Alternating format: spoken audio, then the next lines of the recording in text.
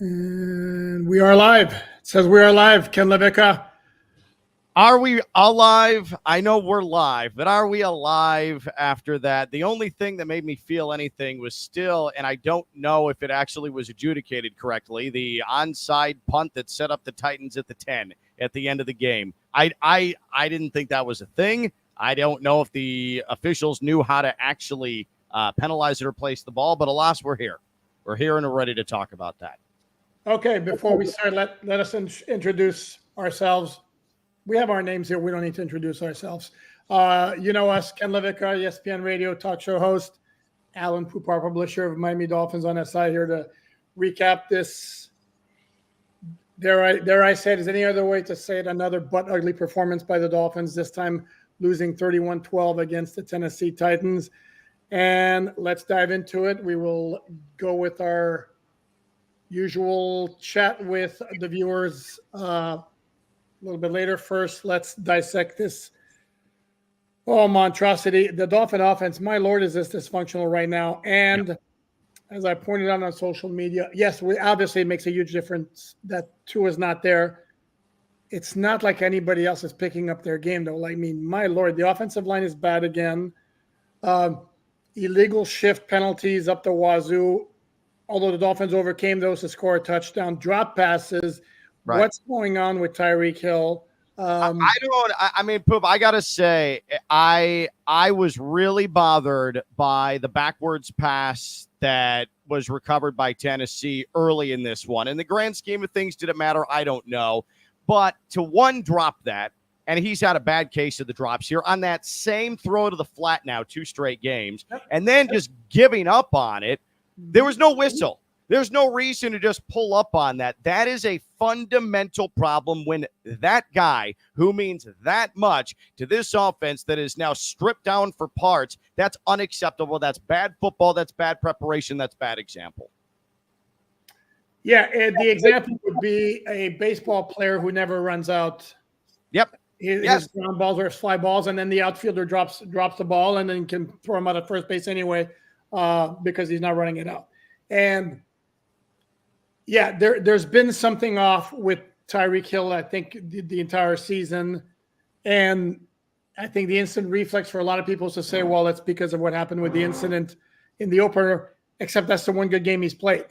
Right. Immediately in the aftermath of that, that's the one good game he's played. He's played and I understand defenses are kind of shadowing him. Or making sure that he doesn't beat them over the top very often. Although there was a play today, if Tyler Huntley could have made an accurate throw deep down the field, he got behind L'Jarius Sneed and very easily on that one. But I caution, Tyler Huntley is a serviceable backup, but I think there were some Dolphin fans who were expecting, well, Pro Bowl quarterback. He's got good things. I said all along, the guy has some mobility, can get things done with his legs. He is not a consistently accurate passer, and we saw that. No, and this is why. Does it make you feel good as a South Floridian to have Tyler Huntley down here? Sure, absolutely, and he does have that Pro Bowl moniker next to his name. But if you think about it, based on what this offense is, he's not a good fit for it. I mean, 2 weeks ago, the Dolphins go and they pluck him off the practice squad of the Ravens, and we get excited because, hey, it's a guy we've heard of. Oh, fantastic. And it's not Skylar Thompson. Oh, phenomenal. But when you look at it, he doesn't have the timing to run this offense. He does not have the accuracy to run this offense. Why did he work in Baltimore especially? It's because you've got tight ends. Poop, hold on. Tight ends are still a position in the NFL. They're still allowed. You can still. Are you sure about that? I believe I did see on the Dolphins roster a T and an E next to a couple of players. And by the way, credit Julian Hill for not collecting a penalty tonight, or 5. That was good. But from that standpoint, and it's an offensive line that was functional in Baltimore, and it was a running game that was functional in Baltimore. So all of the things the Dolphins aren't, you say, hey, Tyler Huntley, come run this. Good luck. Awesome. Yeah, and here's the thing that I said, like, this is everything about this offense was set up around Tua and what Tua does best. Number one. Number two, understand it's a timing-based offense. And how do you develop that timing? How about rep after rep after rep after 1,000 reps after 1,000 more reps with Tua and Tyreek Hill and Jalen Waddle, to where it's automatic with those guys.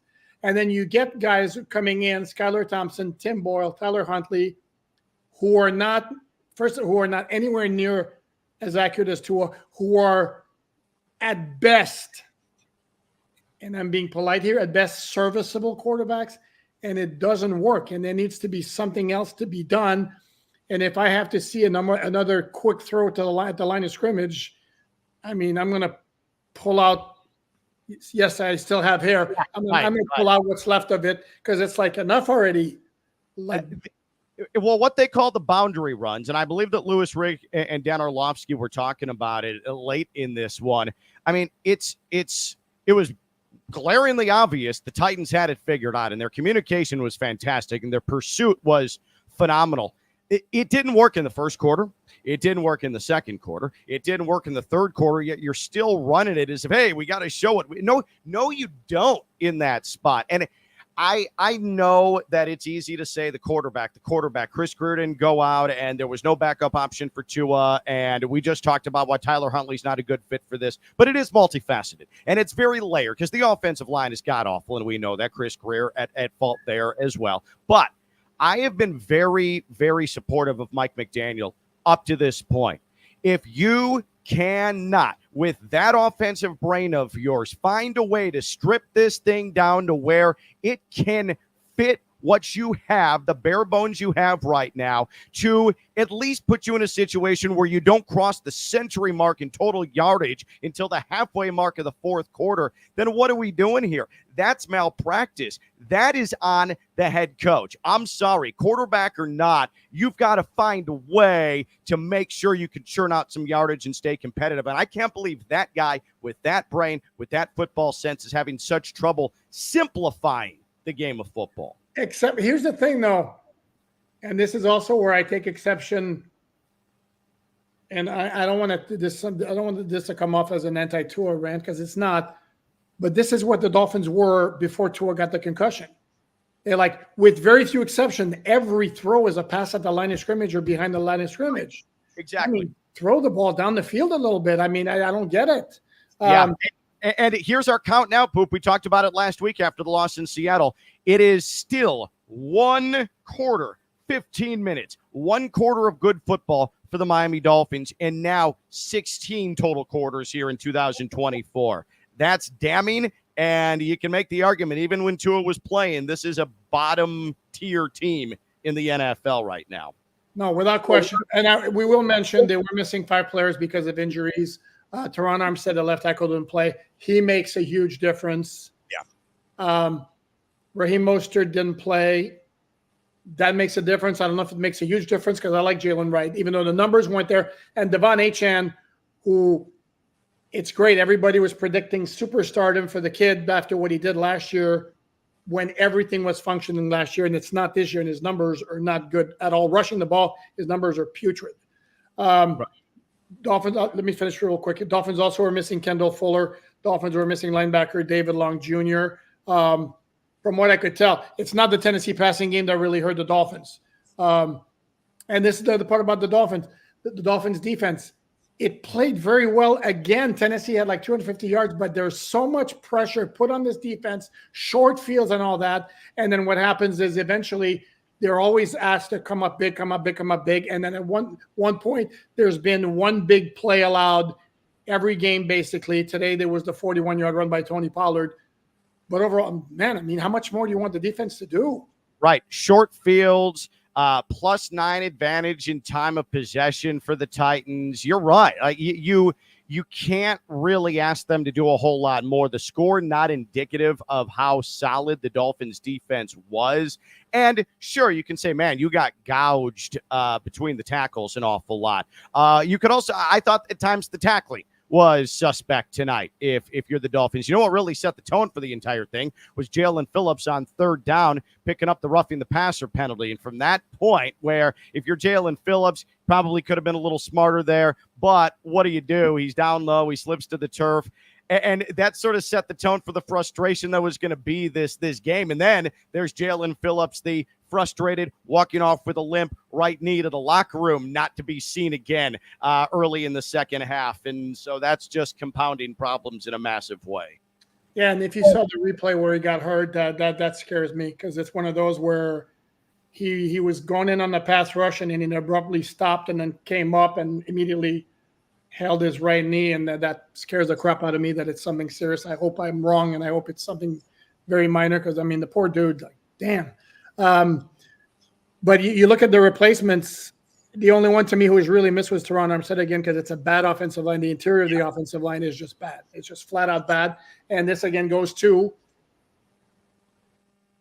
since I think every decision in the offseason is made collaboratively, I think this goes to Chris Greer and Mike McDaniel, who thought this team was a lot better, a lot closer than it actually was. They didn't address the backup quarterback position. Yeah. Unless Skylar Thompson has a great rebound, comes, the rib injury heals and he comes back in and he can get the offense humming. Outside of that, based on what we saw in Seattle, the interior of the offensive line is just flat out not good. The defensive line, I don't have as much of an issue, even though there's no depth. I mean, Zach Sealer is a baller. Calais Campbell is a complete stud, even at his age. Right.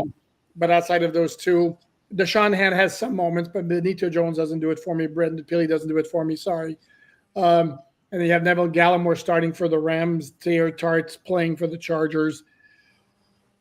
But it's like, again, the massive issues right now are on offense. This reminds me of the days. I'm trying to remember, like 10 years ago, Chad Henne days when the offense couldn't do anything, right? It's just, you go in and it just looks, there's no threat. No, not at all. Not at all. I know this is more long-term discussion. We covered this at length last week, but seeing what I saw tonight, I know that Chris Greer and Stephen Ross have a good relationship, and you documented it extremely well 7 days ago on this right here. But if there's one thing Stephen Ross doesn't like, it is repeated embarrassing performances on a national stage, on prime time, in front of the home fans. If there's something that is going to stick with Stephen Ross, who's as fair an owner as there is in professional sports, it's stuff like that, and stuff like happened a couple of Thursdays ago. And for the first time tonight, I thought to myself, I wonder if it's time to have the talk about Chris Greer, because this is objectively bad in any football sense, especially that offensive line that he sat there and told us basically in the most backhanded way possible, why are you worried about it? Why are you worried about it? But then there's this as well. And Mike McDaniel is safe. I know that our comments are filled with fire the coach. Fire. It's a cop-out thing. But, I mean, Poop, this is back-to-back weeks with double-digit penalties. You had 9 in the first half against the Seahawks last week. You had 10 again tonight. You had 3 of the same penalty on the same drive in a possession you had to have late in this one. It's a problem. Duke Riley on special teams. What is he doing? What's the thought process there? That's stuff that high school football teams don't do, that the Dolphins do repeatedly. How many special teams issues did they have last week as well? I do think it might be time to start turning this thing over a little bit, at least from a staff perspective. This is embarrassing. This is not competent, and it's a major problem, and it's got to be salvaged now, because we're sort of getting to panic time. No, well, yeah, we're kind of there. This is where I'm going to point out a couple of things. First of all, unless my math is wrong, that's 5 straight primetime losses for the Dolphins. I have at Philadelphia last year versus Tennessee versus Buffalo, this year versus Buffalo, and this game again. And more often than not, again, the offense has looked inept the most points. Well, they had the Tennessee game, they scored 27, even though the offense didn't play well that game. Also, quick thing, this is my understanding of the onside kick rule. Okay. And I think that it's the same if it's an onside kick or an onside punt, unless I'm severely mistaken. I don't think I am. That there's also an area that the ball cannot go past a certain yard line. I want to say 15 yards from beyond the kickoff line, which would be the 20 after safety. And it wound up, where was it, at the 45 or something like that? So he could get past that line. So immediately that's a flag. Gotcha. even though the Dolphins recovered. This is my understanding. We had a meeting with the official explaining the new rules and all of that, and that was my understanding of it. So I kick out of ESPN's rules analyst for the game tonight, Dan Orlovsky. He goes, so wait, on an onside kick, there's a setup area for that too, and the rules analyst goes, yep. And you could tell he was hoping, please don't elaborate. Please don't ask me where that zone is, because I have absolutely no idea. And then there was a pregnant, uncomfortable pause, and then Chris Fowler just moved on. And that's good veteran broadcasting right there. Funny. No one knows anything about anything. All I know is the Titans, they took the ball at the 10, and then a lot of people either won or lost money based on that decision to put the ball at the 10 and the Titans scoring eventually. Did they? Was the over-under that high? I'm surprised. I believe it went. Did it go over with that? It might have gone over with that. It wound up 40 at 43. It was 36 before that. But again, now the dog. Wow. No, I was about to say, and then I realized it may not go over well, but technically the Dolphins actually surpassed their season average in scoring tonight. Holy hell, man! I mean, sorry. Just. But again, Tyler Huntley did some good work with his scrambling, and we said it all along. This is what he is as a quarterback. And by the way, you mentioned Pro Bowl again. I'm going to factor in that there was 17 different quarterbacks bailed out of the game for various reasons, including alternates. He started 4 games. The year he went to the Pro Bowl, he started 4 games. How dare you? You cannot take that away from him. How dare you? That's like you just always declaring, in 94, the Expos would have won the World Series. The Expos would have been in the World Series. Hey, you know what? A lot of different things happen, and you can assume, but you just don't know. At least there's something tangible for Tyler Huntley, okay? Sure. Speaking of a baseball note, we should mention this. We're not going to harp on it because this is a Dolphin podcast, but Pete Rose, the Major League Baseball all-time leader in career hits, died this evening. I believe it was the age of 83. Big controversy with him is, should he be in the Hall of Fame? That's a whole time for a baseball podcast. That would be a great discussion to have. But again, we're not a baseball podcast. You're right. The answer is yes, but you're right. We're not. What's your answer? Yes, unequivocally, yes. And it should have been before he passed. But like you said, that's a baseball podcast, but the correct answer is yes. Okay. Let's go to some. Let's start doing the our viewer Q&A and comments. That work for you, Ken? Yeah, let's do it. This should be fun. I'm sure there's a lot of pleasant stuff out there. I am sure. Okay. And always we're going to start with those kind enough to contribute to the podcast, even though you guys don't have to. We most certainly much appreciate it. We appreciate, period, you guys watching and tuning in. I know there were a lot of people on social media who were like, love you guys, but I want no part of hearing any more Dolphin talk. And this is a part where I would say, on the one hand, I totally get it. On the other hand, it's part of being a fan. You got to be through with the team through the bad times. So when they are good times, it's going to mean a lot more than for those who just came along for the ride. But yeah. So, by the way, I forgot to recognize Jason. Jason, thank you very much, buddy. Nikki, 3 of first 4 games were at home. Yep. Oh yeah, you've just wasted multiple opportunities. This was supposed to be a accessible part of the schedule. You had the Bills, but this was supposed to be where you're able to eat a little bit, and well, that's gone by the wayside. And Tennessee, newsflash, is not a good team. Although that Tavondre Sweat in the middle of the defensive line, yeah, that dude's a baller. Oh yeah, he is very big and he's very good. Is there not, though, as gruesome as Skylar Thompson, Tyler Huntley, and then this, you wait on Tua and it makes your mind, your football mind bleed. Is there a more boring quarterback competition right now, or at least controversy, than Will Levis and Mason Rudolph? They were trying to make that a thing on the broadcast tonight, and I immediately had to caffeinate and try and keep myself awake. I do not care about whether or not Mason Rudolph is starting next week and Will Levis has lost his starting job in Tennessee. Ugh, you lost to that tonight by a sizable amount.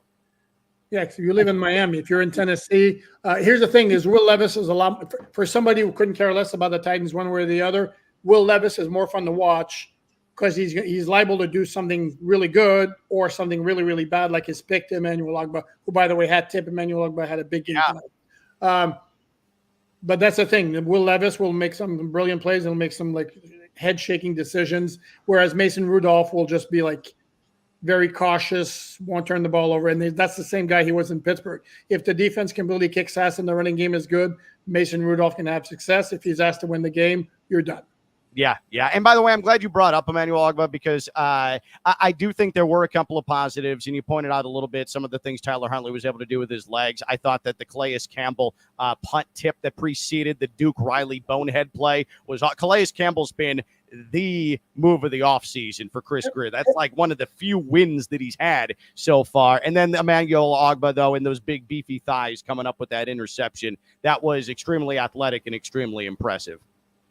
The two cornerbacks I thought were very good. Again, Tennessee didn't do anything down the field. Cater had very good coverage against D. Hopkins down the sideline. Yeah. But again, this is the thing that frustrates me about Cater. Turn around, my man. Play the ball, please. Right. You've got him pinned against the sideline. Turn your head around. You have the advantage there. Yep. If he makes a catch over you near the sideline with practically no room, turn around, tip your hat to him. But don't give him the easy DPI like that. That drives me nuts with Cater. Okay, let's go back to the comments. T, thank you very much for the contribution, sir. Greatest clown show on turf.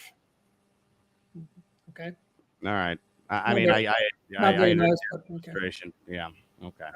Here, I'm going to love this one here. Justin Vaccaro, thank you very much, Justin. Hey, Poop, love you in all due respect, but didn't you say last year any QB can run this offense and have similar success? Good show, guys. No, Justin, I never said that any quarterback can run this offense. I didn't say that. I said this is an offensive scheme that is QB friendly, where if you have a modicum of ability, you can get boosted. And in fact, I was on a Toronto radio station today. I made this point. You cannot take a C or D quarterback, plop him into this offense, and expect him to become an A quarterback.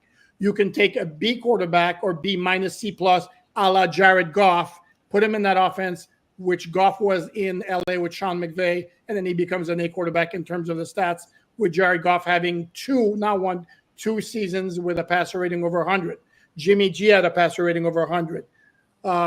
And I forget I did a story on this on Miami Dolphins on SI.com, where it was like 4 different quarterbacks who played in that system, who I don't think anybody outside would use the word elite to describe them, and had that kind of statistical success in that offense. But no, it's not just anybody. And the problem with the Dolphins is that the gap between Tua, who's a good to very good quarterback, and what the rest of the roster at the position, Skylar Thompson, Tim Boyle, Tyler Huntley, is too big. And for a team that had quote-unquote Super Bowl aspirations, like their owner said in the preseason broadcast, it's criminal that they put themselves in a situation where they didn't prepare for the eventuality that Tua could miss time based on his history.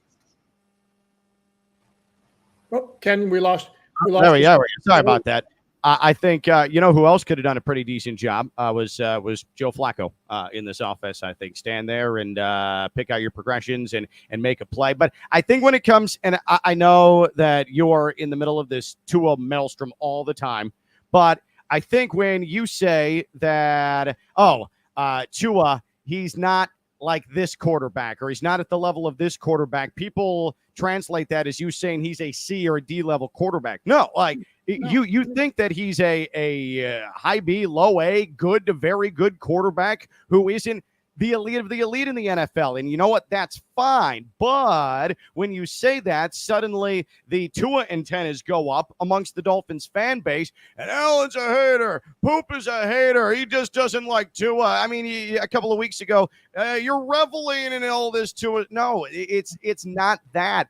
And now, you acknowledge, this offense, you need Tua's intangibles to run this offense because Mike McDaniel apparently can't deconstruct it in a way where anybody else can run this thing. You do see the value in Tua. Just don't try to compare Tua to Patrick Mahomes, okay? It's that simple. If you have a functioning frontal cortex that can grasp and consume context, then you know exactly what Poop is saying. And even and and why I've always not put Tua at the upper level is because, again, the performance against top teams down the stretch or at crunch time or in late game situations. Like Patrick Mahomes, for example, who has not even had a good year, didn't have a great year last year, except when the chips are down and the Chiefs need a big drive to win a game. Guess what? That always delivered. And excuse my I was I hope you're feeling okay. Profane words, because I'm sick and tired of the Chiefs. I've had enough of them. It's like the Patriots and Tom Brady all over again. They play like crap. They either get bailed out by their defense, by bad mistakes by the offense, or the refs always give them the benefit of the doubt. I am sick of them. I want them to lose enough already. Okay, now I feel better. Let's move on. Nato, thank you very much, Matt. This is starting to feel like the Chip Kelly blur offense. Eagles great for a bit, then falls off a cliff. Poop should be taking a victory lap on his why sign these guys now take. I'm not the kind of guy who takes a victory lap, which is why I don't appreciate it when guys throw stuff in my face when I'm wrong. I'm going to be wrong for a lot of times. I'm going to be right sometimes too. But again, and it could turn around, but like, to me, my point remains always like, what had you accomplished to justify throwing money all over the place to those guys? Does Tyreek Hill right now look like a guy who merited guaranteeing his contract over the next 3 years? Does Mike McDaniel like a coach who really need to have 2 more years tacked onto his contract, which already had 2 years left? I didn't get it. I really didn't get it. And you had to, or you decided that you had to jettison some of the more physical entities on this roster, and you really leaned into the finesse aspect of it. And as we saw even before Tua got hurt, and we're definitely seeing it now, this team cannot churn out yards. This team cannot move bodies. There is nowhere to go. That's why the 49ers, with the same type of offense, they can survive injuries because they are predicated on physicality. They have a tight end they can depend on. Not only do the Dolphins have no ability to be physical at all, they're trying to go full basketball on turf. They don't utilize the tight end. They don't have a tight end. They had a hybrid tight end who is now in Cincinnati catching passes from Joe Burrow. He was the last thing they had resembling a tight end. It doesn't exist in this offense. So that's the problem. The style of offense is fine, in my opinion. Plenty of teams win with this style of offense. The way the Dolphins have chosen to execute it, that's the fatal flaw, especially when injured and especially when the quarterback goes down with what we're experiencing right now. No, and I just looked at the box score real quick while you were talking. Before those last 2 throwaway throws, and again, I'm not exactly sure why it's 31-12 with 20 seconds left while you're not kneeling and then the game. But anyway, outside of those 2 completions to Tanner Connor, the total statistics, receiving statistics for Dolphin tight ends tonight: Julian Hill, Jonnu Smith, who's the other one I forget, Durham Smythe, 1 target, 0 catches.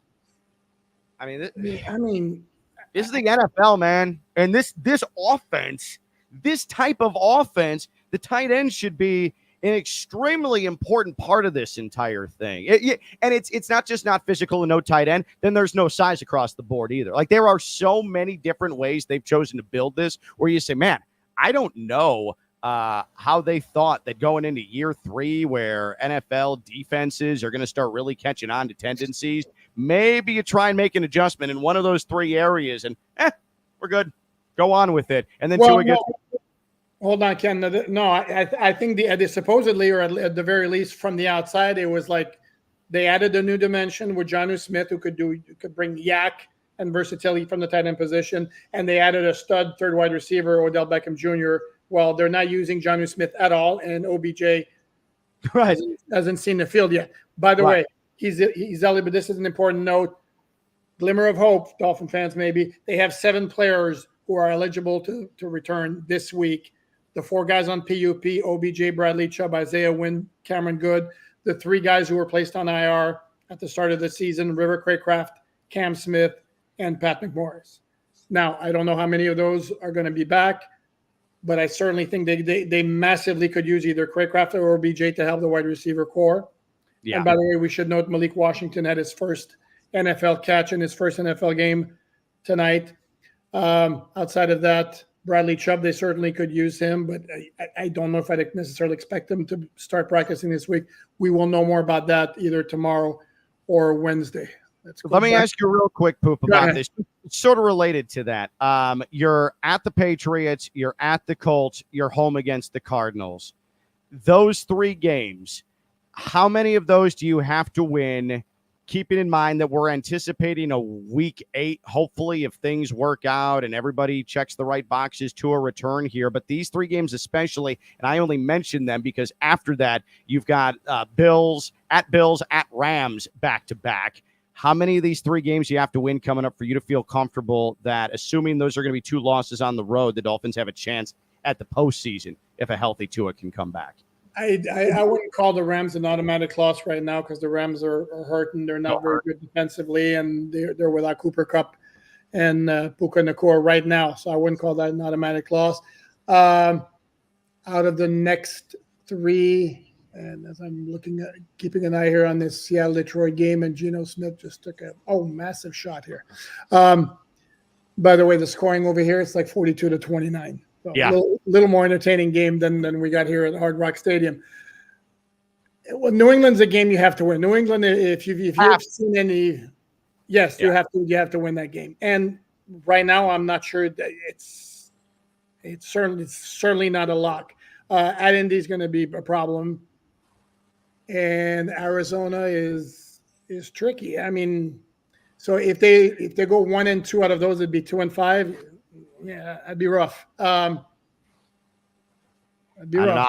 thought you had to have this one tonight. If you got this one tonight and you won at New England, I'd be okay with what was to come as we ramp up to possible Tua. And I want people to understand, possible Tua. We don't know if he's going to be back, but Adam Schefter appears to be setting the table for the Dolphins, anticipating he's going to be back the earliest he can be with no symptoms, and he's out there. And we had the broadcast team go on a full 7-minute soliloquy about Tua and how bad he wants it and his relationship like family with Mike McDaniel, which I thought was completely unnecessary during the course of the broadcast. We know the stories. We understand it. Like, come on, enough already. Like, we don't need the backstory and the love story between them. We've been inundated with that every single second, especially since the injury. But now, bring that up.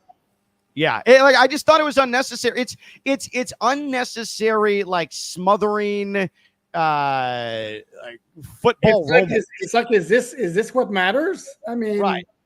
They're a loving family. That's awesome. How about win games? Yeah, and also, too, any other quarterback in the NFL who had the type of injury Tua did, even if the head coach wasn't, I think, as caring outwardly as Mike McDaniel is, that coach still is going to be worrying about the well-being of that quarterback, his family. Like, this isn't just isolated to the relationship between Tua and Mike McDaniel. This is any coach with any quarterback that plays for them. They would have the same type of sympathy and concern for the well-being of that person, their future, and their family. It's just so mushy and gross and overwhelming. Like, enough already. So let's talk some football and why the Dolphins suck and why they're going down into this black hole of the 2024 season. His name is Ken LaVicka. You can reach him at KLV says. Okay. DMs are open. Randy Rogers, thank you very much, Randy. Randy is one of the good ones. My only positive comment is happy for Gink. Can't root for his team, but will always be his fan. Thank you, Alain, for being there for us. I'm always going to be there for you guys. That's what I do. Yeah, I'm happy for Gink too. I liked him. I did not like the Dolphins not re-signing him. His contract is not outrageous what he's getting with Minnesota. And as I wrote on Miami Dolphins on SI, the Dolphins from the start were like, Andrew, it's been real. And the Van Ginkles really wanted to stay in Miami. So. Yeah, I mean, and that team can win the NFC North. In a team with the Lions, or in a division with the Lions and the Packers, the Vikings, with the way Darnold's playing and how him and Justin Jefferson have come together and Brian Flores has that defense going, like, they could legitimately win the NFC North. The Vikings are, to me, the best story other than Jaden Daniels in the whole NFL right now. Good call. And Jaden Daniels, I'm going to go out on a limb here, baller. Yeah. You know, I have those great takes. I mean, I'm astute. Big bold take from Poop. Jaden Daniels, baller. Yes, this is accurate. And Poop also very right in his analysis as well. That's another point for him. How about that? Man, that kid's good. Okay, Noel B1. Hey, Noel, thank you very much. I feel hollow and empty inside. There you go. Yeah. Noel, just come into my bosom, and I will tell you tales of tight ends of yesteryear. Okay, we'll make you feel. I'll even tell you tales of a guy named Anthony Fasano, who once was a big part of the Dolphins offense in 2008.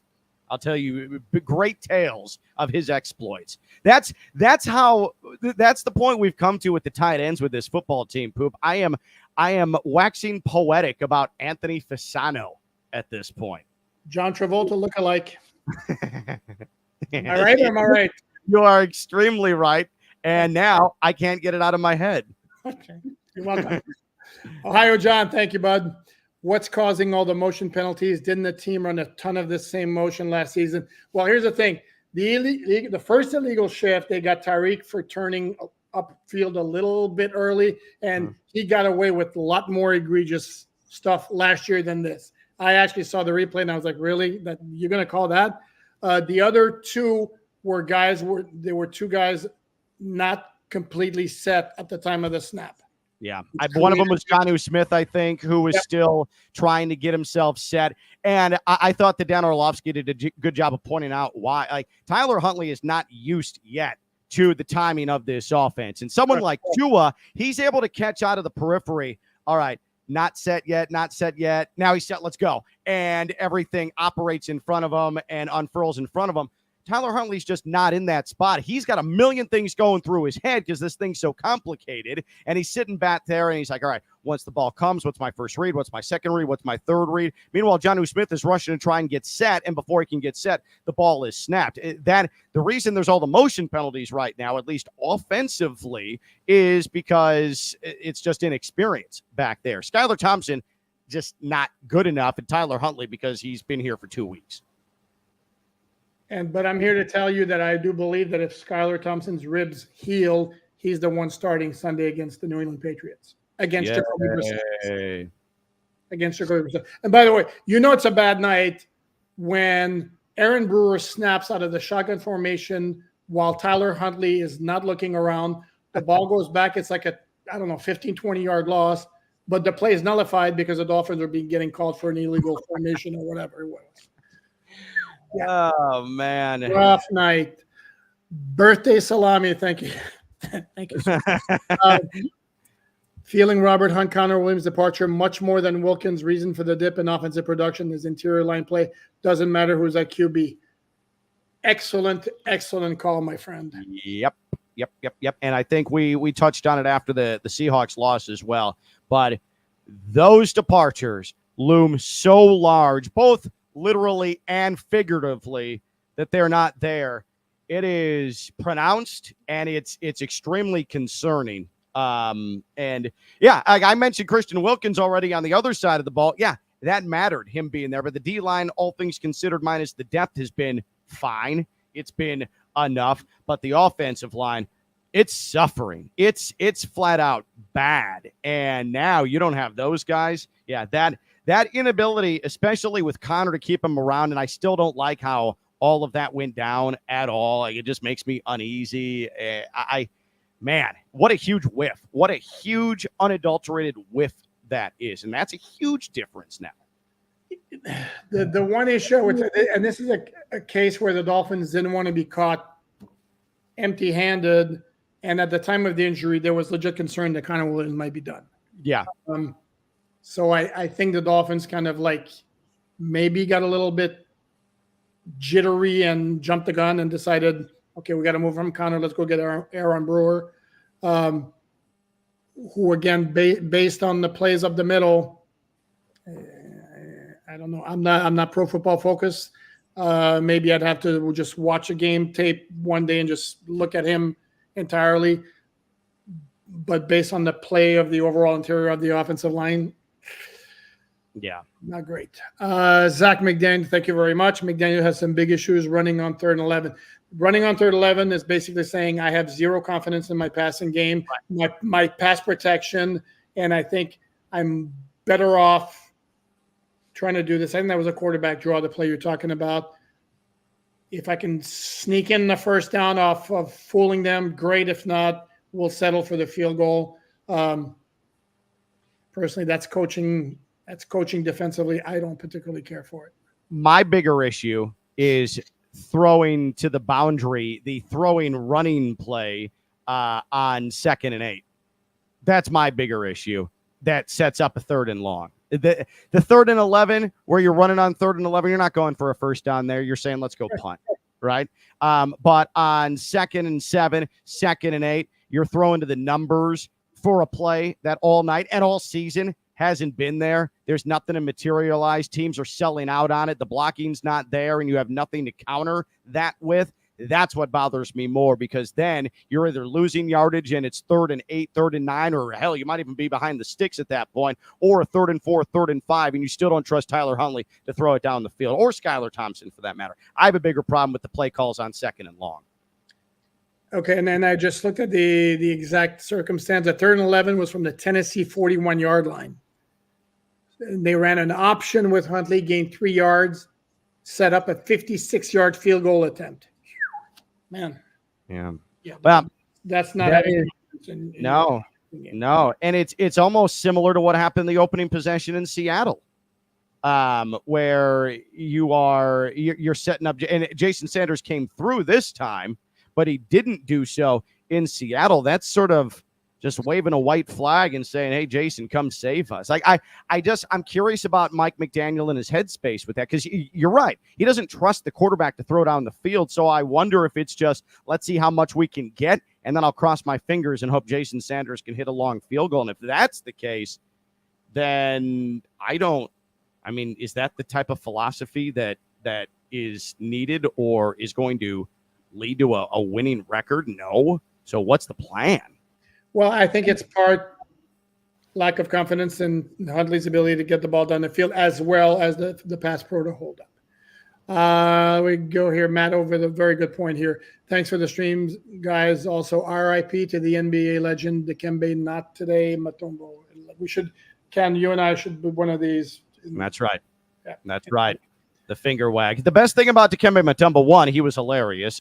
He's one of the most beloved players in NBA history, one of the most distinct, unique players in NBA history. But look at any highlight reel of him, and my YouTube algorithm was filled with them today. So I went down some wormholes, and on plays where he had multiple blocks, he didn't even skip a beat. He would block a shot. He'd still, while there's the play developing like 7 feet away from him, wag his finger and then get his body set to go up and challenge another shot. I mean, any coach, like I'm ingrained in college basketball at FAU. If the head coach at FAU saw one of his players doing that, that player would sit on the bench and not see the floor anymore. Dikembe Mutombo needed to get that branding in every single time that he blocked a shot. It's brilliant. It's just brilliant, great stuff that you don't see in the NBA anymore.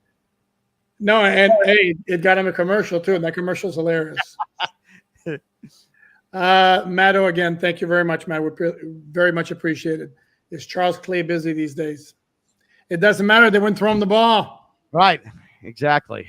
Oh, God. Okay, let's go. Here we go. Oh, fire Ross. Fire Bryce. Stephen Ross is the owner. He's not firing himself. Yeah, you want Stephen Ross fired? Go ahead and come up with what's the valuation of the Dolphins now? Poop. Yes. Yeah. Yes, there is a valuation. Yeah. Find some money that starts with a B, and then you can try and fire Stephen Ross, okay? Miami FLA 305. Poop. Draft after draft, never drafting a backup QB. Drafting project after project, just terrible. Ross, please fire Greer. Hey, they drafted Skylar Thompson, backup That's QB. Right. I think Omar and I on this very podcast last year were championing the cause of selecting Hendon Hooker at some point in the draft. Instead, the Dolphins took Cam Smith in the second round, and we're still waiting for him to make a contribution. Yeah. Omar Davila, thank you very much for the contribution. Did they have 8 negative run plays? O-line is pathetic. The O-line is rough. Let me check that real quickly for you, because this is the kind of full service we provide here. Right. I look at the official game book. Tackles for loss, It says here I have 5. 5. 5 times tackled for losses on running plays. Tennessee had 6, so it was an issue with both teams. Let's see what else we got. Pepe Sylvia said, should Reek and Ramsey for picks. This team is a long way from being near a Super Bowl. Right now, the Dolphins are a lot closer to the number 1 overall pick than they are to the Super Bowl. Yeah. It's not going to happen now. But if you go into next year and things start rough again next year, because you got to think the core is still going to be together and this thing is still going south. Mike McDaniel's not going to get fired, okay? The only change I could see, just because Stephen Ross doesn't like to see things collapse and embarrass him and this organization prime time, like's happened twice already through 4 weeks of the season. Maybe there's a Chris Greer departure at some point, but there's going to have to be a lot of bad that happens from here to the end of the season to force Stephen Ross's hand. I'm just speaking in a vast hypothetical here, but as far as that question is concerned, thinking about dealing some of the names, some of the money you've locked up, trying to get value, it's not happening in 2024. So sorry, but the big names, there's not going to be any movement because there's too much money tied up. Correct. There's a lot of signing bonuses that Stephen Ross paid out, and I'm sure he wouldn't be necessarily crazy because those signing bonuses stay with the Dolphins. So I don't think he'd be very crazy about giving out those signing bonuses on the recommendations of the people under him and okay, pay all those signing bonuses, but they're going to go play for somebody else. Mm-hmm. Right. And the one thing about Chris Greer that we have to remember, Ken, dude's been around since 2000. Yeah, no, I know.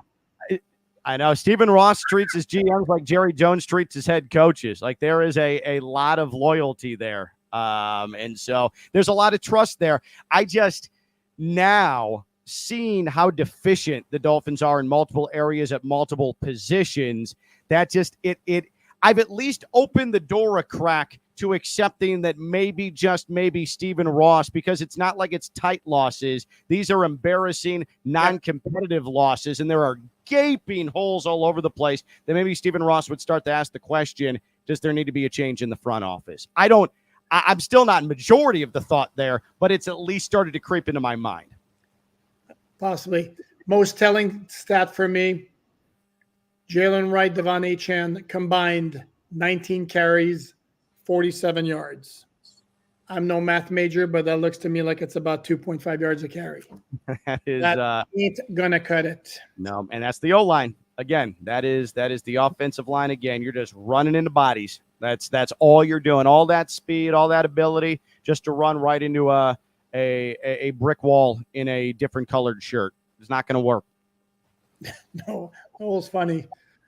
By the way, Noel, you have a comment in there that I'm not going to put up. You know which one. Not nice.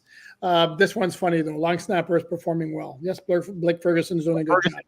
Good year and getting a lot of time, getting a lot of reps in 2024.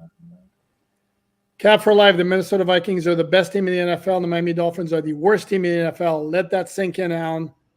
Is that a Brian Flores reference? Is that what I'm letting sink in? I've said all along, Brian Flores is a hell of an X's and O's coach. I have said that all along. And it also helps. They've got a very good offense too. And Sam Darnold, again, this is when another guy, was he not available this offseason? Correct me if I'm wrong. Was he not available? There were so many guys the Dolphins could have gotten. Right. Sorry? I don't like, though, Poop, that now that the Vikings are playing well and that defense is playing well, I've seen a lot of, looks like Brian Flores wasn't the problem in Miami. No, Brian Flores still was the problem in Miami. If Brian Flores is getting straight up jerk mode, allegedly, to try and motivate his quarterback in a way that his quarterback doesn't get motivated by, part of your job is to understand what buttons to push. And if you're smashing those buttons and breaking those buttons and you've run afoul of your owner and the front office as well, that's a significant problem. So yes, Brian Flores could still be the problem with the Dolphins, but it doesn't mean that he can't coach. And I think he showed that he can coach, and he's got good football sense, and now it's on full display again in Minnesota. So it's okay to acknowledge that Brian Flores was a problem with the Dolphins late stages, and it's okay to now recognize that Brian Flores is a hell of a defensive mind, and he's turned that entire Minnesota unit in the right direction. Except this is where I would point out that, no, without question, he completely failed to understand and recognize not every player's buttons get pushed the same way, without question. Having said that, you look at that 2020 Dolphins team and tell me the talent says that's a 10-16. And I would tell you, wrong. No, you're right. And then in 2021, they lose 7 straight games. They're at 1-7, and a lot of teams would have checked out on their head coach. And then the Dolphins didn't do that. They got back to 8-7. They had a chance to make the playoffs if they could have won their last 2 games. They weren't able to pull it off. And his record for his last 2 seasons was exactly half a game less successful than Mike McDaniel's first 2 seasons as a head coach. But then if it's like, we can go back and litigate the seasons all we want, and let's not forget that his team flat out threw up the white flag and quit in Nashville with a chance to stay alive in the postseason in the second to last week. They got their asses kicked. They didn't wave the white flag. They got their asses kicked in part. And I'm going to go there in part because the quarterback couldn't handle the weather conditions there. I mean, the quarterback came back the next week and won, however, to finish off the Brian Flores tenure. So when they were good, when they were already eliminated from the playoffs. This is what then the coach doesn't get credit for it either. The what? The coach doesn't get credit for that either. Then, if we're not going to give the quarterback credit for winning in that final game of the season, you mean the one where they rushed for 200 yards and they had 2 defensive touchdowns? That one? Yeah, because it didn't matter. They were out of the playoff picture, so it didn't matter. But I'm talking about because you want to put it on the quarterback, and I'm not. I'm just saying the whole team. It wasn't an issue. They didn't wave the white flag against Tennessee. They got their asses kicked. I will. But all right, Brian Flores can coach, but I think that in the NFL, fans love the coach who's going to spit all over your face and say, "Oh, get in there, kick his ass," and be a jerk and wave his proverbial you-know-what around and be the powerful man. Like if that's what you want and that's what Brian Flores was to you, great. Fine, too bad. But this is a business. This is a billion-dollar organization. And this guy, Brian Flores, with a franchise quarterback, is walking in and trying to disrespect the guy and stomp on him, try and motivate him. It doesn't work. And I'm sure that there were some discussions. Hey, this isn't working. This isn't working. This isn't working. And he's still, like a bull in a china shop, is doing his Patriots way routine. And it wasn't working. And rightfully, he lost his job over it. That's my opinion. And also, he's running a very good defense in Minnesota. They can both be real, and they can both be reality. Damn, you're getting very passionate about it. Ken, you mistake me for somebody who says that's what I want in my head coach, because I think we can both recognize that the best head coach right now, probably maybe Andy Reid, and Andy Reid most definitely is not a rah, rah, rah kind of guy. No, that's very true. That's very true. And I think that I more was taking that out on that was like months of buildup right there. That was sort of like my Mount St. Helens moment right there. I was about to go like this. Dude, I defend Brian Flores, and when I point out he's a good coach, it's because of the vitriol that's directed towards him solely because of the way he handled Tua, which we can all agree was not the proper way. That doesn't change the fact that he's a brilliant X's and O's guy. Okay, let's get back to the comments. You feel better now? Take a deep breath. I haven't felt this good in like 6 months, actually. Oh, good. I'll glad to hear that. Matto, thanks again, bud. Ask an Oakland A's, New York Knicks, or Washington Commanders fan about ownership problems. Ross is great compared to what you could have. Dude spends money and doesn't micromanage. The only complaint I would have with Stephen Ross is he can get people who get in his ear and whisper him sweet nothings and will let them influence his decisions that may not be in the best interest of the organization. That's the only thing. But as far as you make the great point, the dude spends money up the wazoo and he doesn't micromanage. Yeah. I think that Stephen Ross got real spooked after the Jim Harbaugh pursuit. And after that, He did the right thing saying, hey, I'm going to step back. I'm not going to meddle. I'm not going to get involved in that stuff. But he does latch on to these advisors. And I think sometimes he gets led in wayward directions that end up not being beneficial for the direction of the football team. But what I appreciate about Stephen Ross, one, he gives a whole lot of craps about South Florida. Like, he took that stadium and it took him a step or two, but eventually made the decision to put a lot of his money into making this a world-class venue, getting Super Bowls back, getting college football big games back, making it a soccer mecca. But first and foremost, he wants the Dolphins to win. He is passionate about the Dolphins winning. If there was no salary cap in the NFL, you know what the Dolphins would be? They'd be the Dodgers of the NFL, because Stephen Ross would be nothing but spend and spend and spend and spend and spend to find a combination that finally got him a trophy. So it's frustrating. I think that's what makes this poop more frustrating, is that you have an owner who is genuinely shown that he gives a crap. And you see the rankings of these NFL players who say that the Dolphins are a first-class organization, the first-class organization, according to ESPN, and yet the results aren't there. And it's frustrating, and it makes you bang your head into the wall because you wonder what's missing. Like, why can't this all come together? Because the environment is correct, if that makes any sense. Yeah, correct. It may be that we need to wonder whether the right people are pushing the buttons.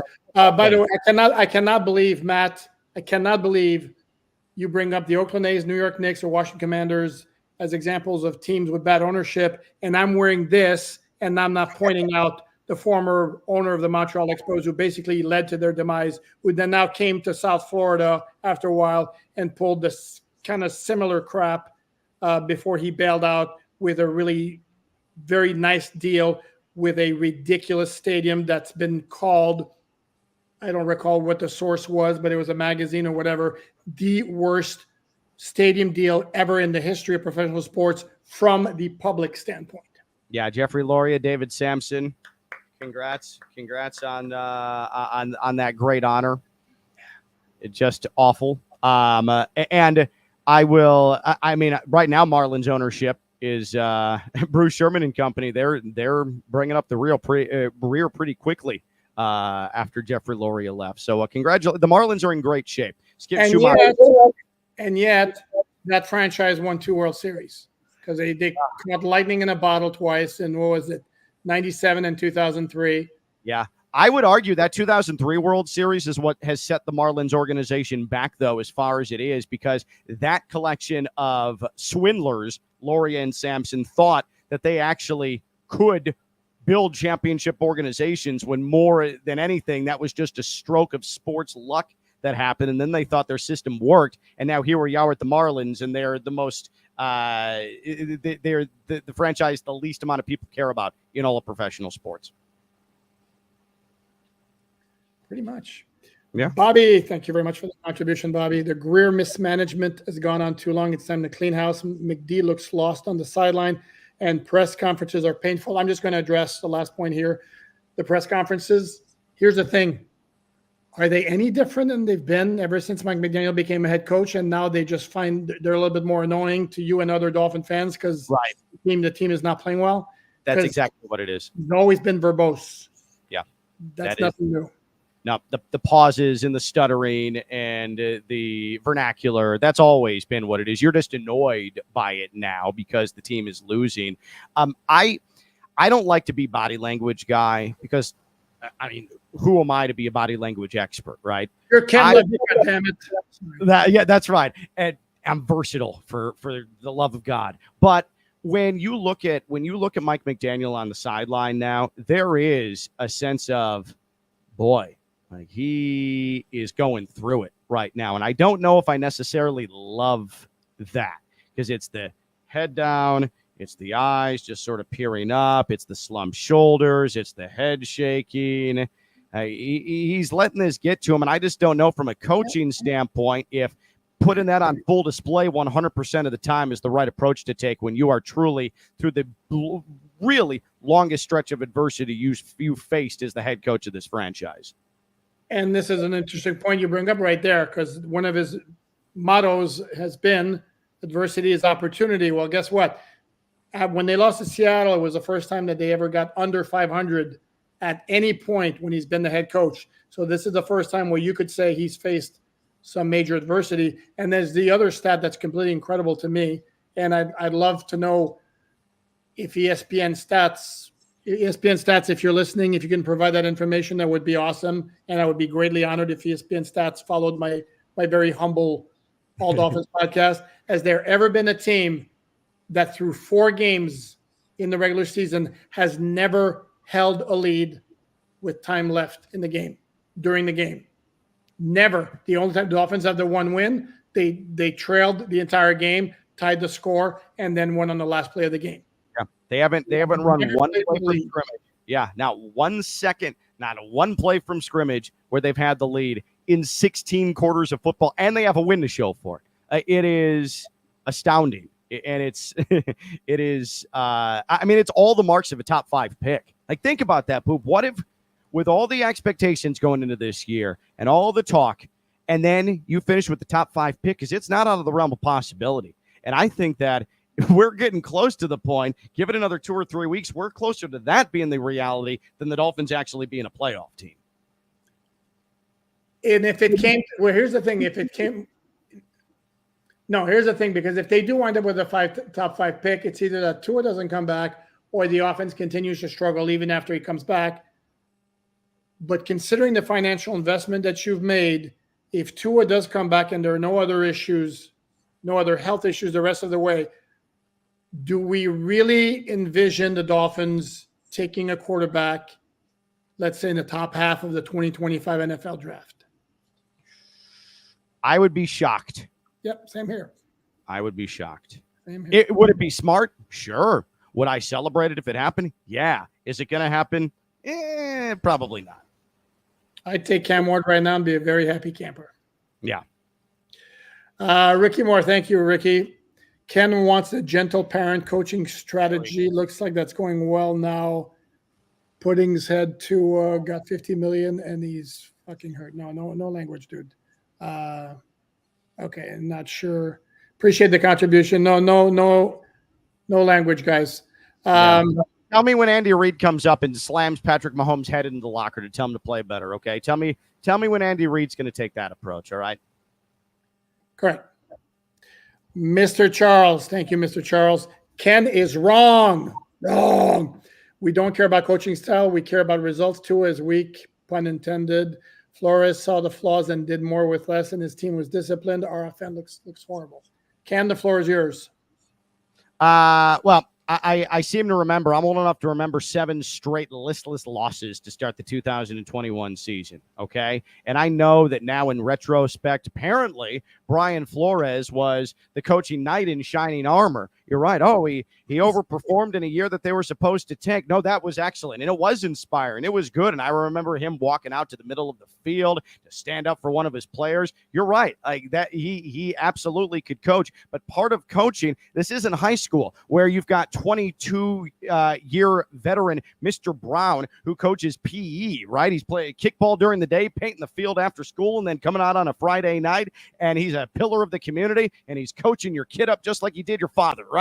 That's not how the NFL works as well, at all, right? You've got to be able to not only coach the team, but you're the CEO. You've got to manage the team. You've got to be able to handle personalities. You have to be able to push the right buttons. You have to motivate in the way that when you have a franchise player, because it is a business that you make an investment into, you've got to be able to put feelings aside if maybe it wasn't the guy you wanted because the person who's actually in charge made the selection. You've got to try and maximize that person. If you're going to demean him, if you are going to put him down, you are failing the organization. Therefore, that disqualifies you from being the head coach of that franchise, in my opinion. Damn. Wish you would stop being so wishy-washy, Ken. Yeah, no, I know. I'm leaving a lot of gray area with what I'm talking about here. Yes, you are. Ryan Laporto, I was gonna ask you whether you're related to Sam, tight end for the Detroit Lions, who the Dolphins could have had in the second round, who also would have been a pretty good choice. I think they could have had him. Give me some reason, any reason. Just give me a reason. Sorry. Any reason for optimism coming out of this game?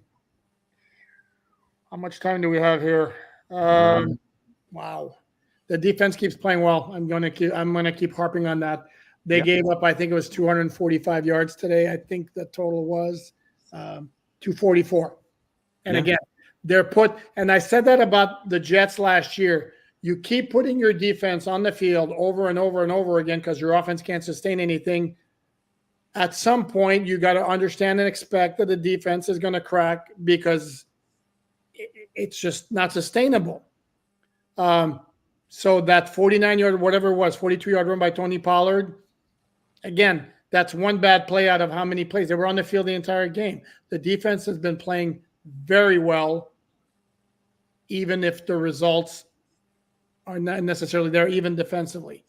Right. There's too much stress being put on them because the offense right now is so dysfunctional. That's your reason for optimism. When the offense becomes functional again, whether it's with Tua or another quarterback, then you can marry the two, and then this is where you can see the Dolphins making some headway. I will say one good thing from tonight. Emmanuel Ogbah has been getting the squats in, and he has very muscular, strong thighs. There, I just got the reference because he basically did a thigh interception. A thigh interception. Oh, and I know what's happening here, Poop. I'm actually getting texts, and I see it in the comments as well. Oh, Bill Belichick had no problem coming down hard on his players. Okay, but Bill Belichick, I get it. He's got all those rings, but the Patriots had the luckiest confluence of events in the history of the NFL to suddenly have Tom Brady and then in a spot elevate Tom Brady to the starting quarterback. Nobody knew what Tom Brady was. It was very similar to what is happening with Brock Purdy right now in San Francisco. Bill Belichick was able to ride that, and because Brady was there, Belichick was able to get a whole lot of talented players on the cheap to surround himself with, and Brady was continuously willing, because he's a unicorn, to make financial sacrifice after financial sacrifice after financial sacrifice. Right. And then what happened at the end? Things fell apart. Brady wanted out. Nobody wanted to be there. The Patriots started sucking. He got forced out of his role, and then nobody wanted to hire him when he was begging for work after that. So what does that tell you? So it's not just me and my desire to have a functional building in the NFL. Maybe, just maybe, that's what everybody is seeking in the NFL, along with wins. Yeah, and the other part of it too is that Brady was the type of guy who could respond to that kind of coaching. Yeah. And that's part of it. And this is why part of why Bill Belichick was so successful. He also had Tom Brady, who was a cyborg when it came to football discipline, basically. I think he was a football masochist. Like, he wanted to be, he wanted it to be hard, right? He wanted this to be a journey. And I'm not using that as I wish Tua was like that, because normal people, competitors, good players, I don't think Patrick Mahomes is like that, but Tom Brady, he loved that stuff. And it was just this wild universal connection that these two came together, and it resulted in what the Patriots were able to do. I got game. New Jersey makes a good point. How about, it makes a point that needs to be addressed. How about Shula? He would rip everyone. Yeah, Don Shula also coached in the 1970s. Right. It's a different era. You can't deal with players now the way you did back then. We're talking Sorry? No, I'm saying we're just talking 2 generations ago of players. Yeah, and there were a lot of coaches who were like, Chuck Noll wasn't exactly Mr. Congeniality also. Matt, imagine if we still had Brian Flores and a tough player like Minkah Fitzpatrick on our roster. Thanks for helping with this loss, LOL. I don't know that Minkah Fitzpatrick necessarily would fit the mold of tough, if we're talking like emotionally tough, because there were a lot of factors involved in him wanting to bail on the Dolphins in 2019, one of which was he wanted no part of a rebuild and doesn't exactly scream tough. Ask him how he feels about Brian Flores. I know I'm the only one coming down on Brian Flores, but if you ever get a chance, ask Minkah Fitzpatrick what he thought about Brian Flores as well. Okay? Come back to me. Tell me what he said. There was another issue there was he wanted to play center fielder, and Flores wanted to use him as a Swiss Army knife type of defender, and Minkah wanted no part of that. Yeah, and it's turned into Pro Bowls for Minkah. Yeah, because they're playing him strictly in center field. I've always said that to me that's the biggest personnel blunder he ever made, and was not finding a way to make it work with him, because it was pretty clear that Micah Fitzpatrick could play. Yeah. And then obviously the way he dealt with Tua was also bad. But this is not about Brian Flores. This is about the current Miami Dolphins, who right now, very sadly, are kind of sucking. I mean, thank you very much. And again, sorry, but that's the reality of it. Dolphins lose 31-12 against the 0-3 Tennessee Titans to fall to 1-3. And right now, and the Dolphins' one win is against the remaining team without a win, that being the Jacksonville Jaguars. And that was a game the Dolphins kind of were lucky to win. So things are bad right now, but the defense is playing well. The offense is at a very low point where we almost can say that it can only get better. So that's your silver lining, Dolphin fans. On that note, we're going to wrap it up. I'm going to thank Ken LaVicka once again for joining me for this post-game recap. We're going to do it again Sunday after the game at Gillette Stadium, and hopefully we'll talk about the offense maybe scoring more than 12 points. That would be good. If they could get to 100 in the third quarter next week, it'll be 100 yards. Yeah. It's been rough. You guys, thanks so much for watching. Please like, subscribe, all that good stuff. And on that note, somber note, rough night for the Dolphins again. Thanks everyone for watching. Hang in there. Yep, hang in there. It'll get better. Have a great rest of the week.